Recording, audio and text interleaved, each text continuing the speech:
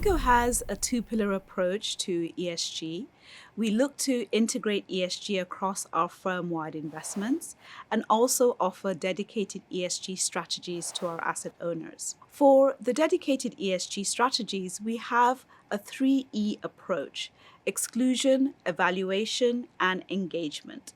Our exclusion pillar essentially results in our exclusions committee really looking at the investable universe and reducing that investable universe. We have a rule-based approach to exclusions, and this is really to avoid subjectivity on the part of the analyst.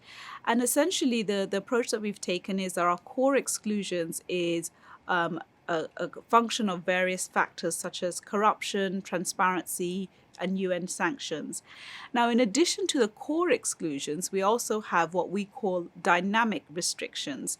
And these are restrictions which we decide within the exclusions committee to implement to incorporate the fact that a lot of the data that we're using for the core exclusions tend to actually be published with a lag. Our evaluation pillar really is formed by our proprietary scoring and assessment mechanisms, which is conducted by a very large team of credit and ESG analysts. I think that thinking about ESG instead in a much more holistic sense, so looking at not just an average weighted scores of the three ESG pillars, but really doing in-depth analysis on what each of these pillars mean and where the sub-pillars of both the environmental and social and governance criteria are going becomes really important.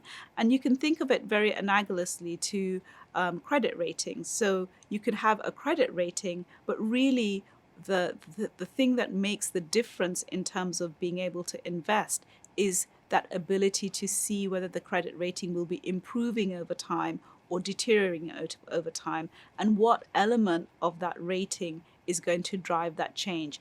Our third pillar, the engagement pillar, is really a way for us to work in collaboration with issuers to move them along their sustainability objectives.